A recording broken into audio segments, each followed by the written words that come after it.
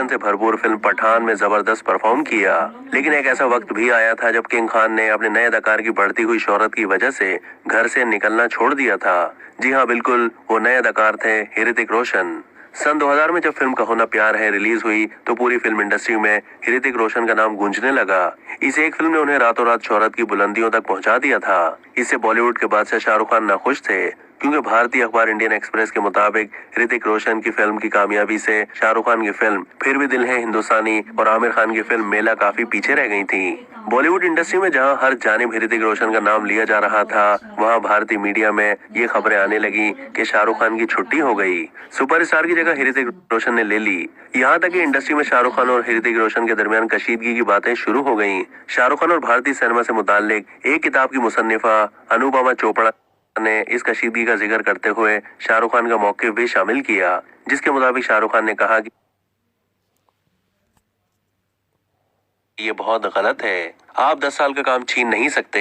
एक सुबह आप अचानक मुझे नहीं कह सकते कि आपका दौर खत्म हो गया है, आपकी उम्र ज्यादा हो गई है, आप ज्यादा अच्छे नहीं हैं। शाहरुख खान ने मजीद कहा कि मैं उस वक्त घर से बाहर नहीं जा सकता था कि कोई मुझसे पूछ ना ले कि मेरा ऋतिक रोशन के बारे में क्या ख्याल है। ये बड़ी शर्म वाली बात थी। हालांकि इस कशीदगी के बावजूद दोनों अदाकारों ने बाद में सुपरहिट फिल्म कभी खुशी कभी गम में एक साथ काम किया। लेकिन इस दौरान भी शाहरुख खान ऋतिक रोशन से नाखुश थे। फिल्म कभी खुशी कभी गम के हिदायतकार करण जौहर ने अपनी सवाने उम्री में इस हवाले से लिखा है कि मीडिया की मनफी खबरों की वजह से कभी खुशी कभी गम के सेट पर शाहरुख खान ऋतिक रोशन से दूर रहे। उन्होंने मजीद लिखा कि ये नाइंसाफी थी, क्योंकि ऋतिक रोशन बहुत जूनियर थे और शाहरुख खान पहले ही बहुत बड़े स्टार थे। करण जौहर के मुताबिक ये वो वक्त था जब शाहरुख खान की 1 या 2 फिल्में नाकाम हो गईं और मीडिया ने ऋतिक रोशन को उठाना शुरू कर दिया। इस तरह जो मनफी माहौल पैदा हुआ वो जायज या दुरुस्त नहीं था। करण जौहर मजीद लिखते हैं कि ये वाकई अफसोसनाक बात थी। मैंने महसूस किया कि शूटिंग के दौरान सिर्फ ऋतिक ही थे जिन्हें थोड़ा सा हाथ पकड़ने की जरूरत थी। अब तक के लिए इतना ही। मजीद मालूमात के लिए डेली जंग के यूट्यूब चैनल को सब्सक्राइब कीजिए। कल भी रहूंगा। अदाकार जिसने किंग खान से उनकी नींद छीन ली। बॉलीवुड के सुपरस्टार शाहरुख खान का शुमार दुनिया के अमीर। तो ये ऐसा नहीं है, ये मेरा सेंस ऑफ ह्यूमर है। मैं सचमुच नहीं कह रहा हूँ। उस समय ऑडियंस में किसी ने कहा था कि अमिताभ बच्चन नंबर 1 है, तो आपने कहा था कि वो ग्रेटेस्ट हो सकते हैं, लेकिन मैं ग्रेटेस्ट से थोड़ा बेहतर हूं। वो रिकॉर्डिंग अभी है आपके पास? बिल्कुल नहीं तो मैं डिनाई कर देता। मैं बचपना था, बेवकूफ। बचपन में तो ऐसे सब बातें करते ही है ना, तो बच्चा समझ के माफ कर दीजिएगा जज साहब, ऐसे नहीं कहा था मैंने। लेकिन मेरे को इस बात का बहुत बहुत बहुत और मैं सबको बोलूंगा कि अपने ऊपर भरोसा रखना। और उस जवानी उम्र के अंदर तो ऐसा थोड़ा सा ओवर कॉन्फिडेंस भी होता ही है और आदमी गलती करता है, लेकिन बहुत जरूरी है कि अपने ऊपर कॉन्फिडेंस करना। अब मुझे मालूम है कि मैं कितना अच्छा एक्टर नहीं हूँ। तब मुझे थोड़ी आती थी एक्टिंग। जितना कम आता है सामान तो लगता है कि बहुत सारा आता है। अब मैं 25 साल के बाद मुझे समझ में आया, मुझे बड़े एक्टर्स की शायद अहमियत ही नहीं समझती, क्योंकि मुझे इतना इल्म नहीं था। तो मैंने अगर वो कहा भी तो शायद मैंने लैक ऑफ एजुकेशन की वजह से कहा। आपने ये भी कहा कि जब मैं किसी डायरेक्टर के साथ काम करता हूं तो मैं अपनी शर्तों पर काम करता हूं। मैं उससे कह देता हूं ये खटिया सरकायलो मुझसे नहीं होगा।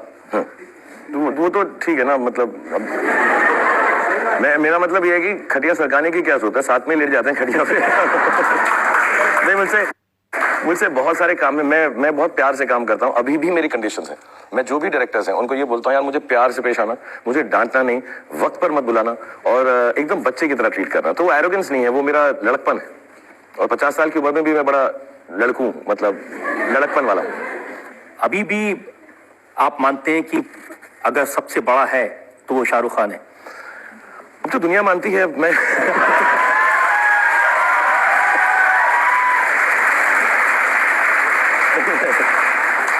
ये मैं क्लियर बदले नहीं है। हाँ नहीं, मैं 22 साल पहले एरोगेंट था, आज भी हूँ और कल भी रहूंगा। तो ये ऐसा नहीं है, ये मेरा सेंस ऑफ ह्यूमर है। मैं सचमुच नहीं कह रहा हूँ। अब अगर जो सच है वो सच है।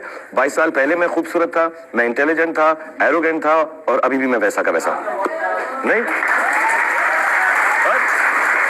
देखिए, दिल्ली वाला हूँ, इतना तो बोल सकते हैं। क्या है यार, दिल्ली वाले तो बोल सकते हैं, कुछ भी बोल सकते हैं। ये सिर्फ आप ह्यूमर में नहीं कह रहे हैं। देखिए, मेरे पास में ये इंटरव्यू है आपका, ये जनवरी 2016 की ये मैगजीन है।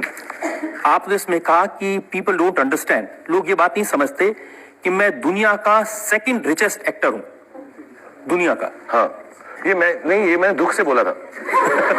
ये मैंने कंप्लेन किया था, ये मैं शो ऑफ नहीं कर रहा था। लोग समझ नहीं रहे मैं सेकंड हूँ, फर्स्ट क्यों नहीं हूँ। मुझे इस बात का बहुत दुख था मुझे।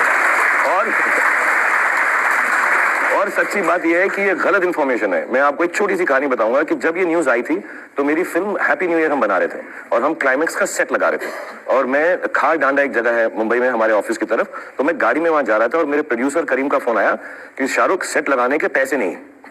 तो मैंने कहा यार कुछ पता करो, कोई शादी वादी फंक्शन हो रहा, जाके नाच लेता हूँ, पैसा सेट लगाने के पैसे नहीं। मैं सेट बता रहा हूँ, बहुत बड़ा सेट था वो, हैप्पी न्यू ईयर का क्लाइमेक्स का पूरा दुबई का सेट लगाया था मैं। तो मैंने कहा पैसे नहीं है, कुछ करना पड़ेगा, 12 दिन के अंदर पेमेंट करनी है। तो मैंने कहा हाँ यार कुछ हो, कोई फंक्शन हो, कोई हो, एक अवार्ड फंक्शन हो, बोलो मैं डांस वांस करके कमा लेते हैं हम। तो हम उस होड़ में लग गए। उस होड़ में था तो मैंने ट्विटर पे पढ़ा इस होड़ के अंदर कि मैं पैसे नहीं है कि Shahrukh Khan is the second richest actor in the world. तो लानत है यार इसके ऊपर। सेट लगाने को पैसे नहीं और इंटरव्यू में ही आ रहा है, तो मेरे को बहुत अजीब और आयरॉनिक लगा था। अच्छा, ये आपने सीरियसली निकाली। इसमें ये भी आपने कहा कि वो लोग ये नहीं समझते कि मैं सेकंड ऐसा आदमी हूँ वर्ल्ड में जो अपनी एक्टिंग से कोई पैसा नहीं कमाता।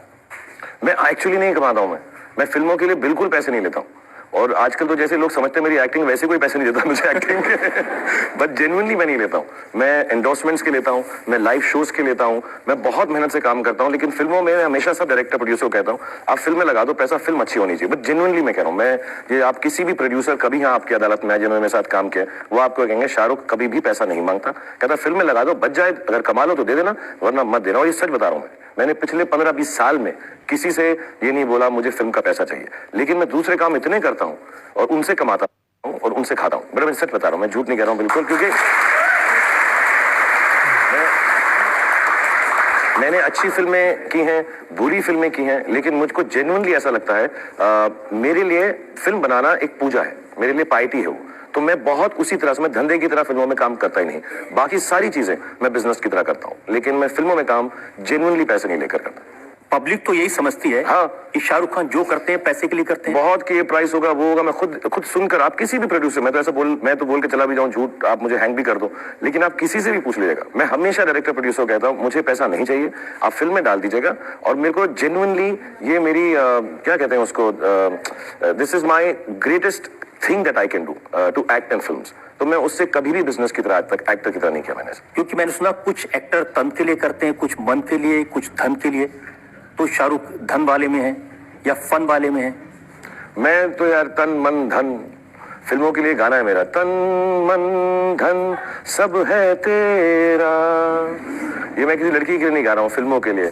दिन तेरे क्या है मेरा, सचमुच रात दिन तेरे गुन गाता रहूं, ये मैं फिल्मों के लिए करता हूँ।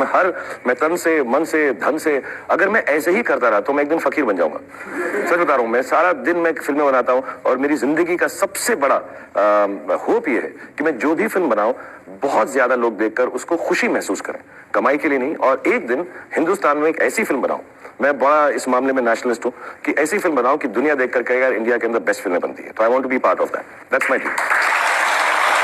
लेकिन अगर आप फिल्मों से पैसे नहीं कमाते तो फिर कहां से कमाते हैं? नाचता गाता रहता हूँ, मैं जाता हूँ पार्टीज में डांस करता हूँ और प्राइड से करता हूँ, शोज में करता हूँ। और माशाल्लाह वहाँ बड़ी बहुत अच्छी मार्केट है मेरी, लाइव शोज में बहुत मार्केट चल रही है मेरी आजकल, बहुत मस्त एकदम चल रहा है। मैं एंडोर्समेंट्स करता हूँ इतनी, आई थिंक मैं 20-21 एंडोर्समेंट्स करता हूँ। और मैं बहुत डंके की चोट से ही बोलता हूँ और सब जवान लोगों को मैं ये सच बताऊंगा कि पैसा कमाने में, अच्छा घर खरीदने में, अच्छी गाड़ी होने में, अपने बीवी बच्चों का ध्यान रखने में कोई भी बुरी बात नहीं। लोग आपको बोलें कि मटेरियल चीज़ मत करो, आप जो है मतलब हिमालय चले जाओ और पैसे में कुछ नहीं है, बट है आप अच्छे पहले बच्चों को पढ़ाई दें, उनको अच्छा घर दें और उसके बाद जो भी करना है, जो दिल जो लगता है, मुझे फिल्मों में लगता है, उसको दिल खोल कर बनाएं। तो मैं जेन्युइनली, भगवान ने मुझे बहुत दिया है, मैं अच्छा कमाता हूँ और इन चीज़ों से कमाता हूँ और एकदम खुल के और खुशी से कमाता हूँ। आप वाइफ और बच्चों की बात कर रहे हैं, मुझे ध्यान है वो जो 22 साल पहले आपकी अदालत में आए थे तो मैंने आपसे पूछा था कि जब आप सेट पर होते हैं तो हर 5 मिनट में अपनी वाइफ को, गौरी को फोन करते हैं, तो अभी भी करते हैं या नहीं? अब तो अब मेरी आदत इतनी बुरी हो गई, हर 5 मिनट वो फोन करके पूछती है कहाँ हूं मैं।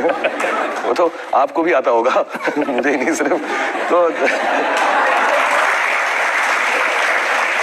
Sir my question is, sir आपने कहा था कि जो आपकी सक्सेस है उसमें आपकी मदर का काफ़ी क्रेडिट आप उनको देते, क्योंकि आपकी मम्मी, आपने कहा था कि आपकी मम्मी ने भगवान का कान पकड़ रखा है और बोल रखा है कि आपको सक्सेसफुल बनाना है।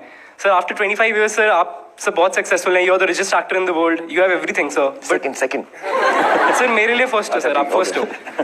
सर तो आप जब अभी भी प्रोजेक्ट्स लेते हैं, कुछ काम करते हैं, आपको अभी भी लगता है no I still have to achieve something is left? Absolutely. मैं एक बात बताना चाहूँगा, हम खुदा ना करे, खुदा ना खास्ता किसी के साथ ऐसे बीते कि अपने जो हम जिनसे प्यार करते हैं, हमारे जो रिश्तेदार हैं, वो चल बसें। लेकिन ये एक ज़िंदगी की सच्चाई है कि ऐसा होता ही है और ऐसा सबके साथ होगा। मेरे साथ एक जल्दी उम्र में हो गया था, तो मेरा बिलीफ ये है कि यार चलो अगर मुझसे माँ बाप छिन गए और उनके प्राण पखेरु हो गए और उनको जाना ही था, तो कहीं ना कहीं पर एक अच्छा बात ये होगी कि वो जो है भगवान खुदा के पास बैठे हुए हैं कि अब हम आए हुए हैं यहाँ पे, तो जरा सेटिंग ठीक रहनी चाहिए, इसका सब गलत नहीं होना चाहिए। तो मुझे ये सचमुच बिलीफ है। मैं आज भी हफ्ते में एक बार या 2 बार अपने बच्चों के साथ मैं उस अपनी छत पर जाता हूँ और मुझे बिलीफ है कि 2 सितारे मेरे माँ बाप हैं। मैं जाके उनके सामने उनको रिस्पेक्ट देता हूँ, थैंक यू बोलता हूँ और अपने बच्चों को भी मैंने बताया ये जो है ये तुम्हारे दादा दादी हैं, तो इनको हेलो क्या करो। वो थोड़ा समझते हैं मैं बेवकूफ़ इस मामले में, लेकिन वो बेचारे प्रे करके आते हैं। और आज भी जब मैं काम करता हूँ तो मुझे सिर्फ यही है कि जितने लोग मेरी फिल्म देखें उनको खुशी हो, क्योंकि सचमुच जो मुझे मिला है, मुझे ऐसा नहीं लगता कि मैं उसका हकदार हूँ। और उस हक को पाने की कोशिश में मैं जिंदगी भर काम करता रहूंगा कि एक दिन मुझे लगे मैंने इतना अच्छा काम किया कि आप लोगों ने जो इतना प्यार दिया है उसका हक जो है वो सही में मायने में मेरा बनता है। That's the only reason I work.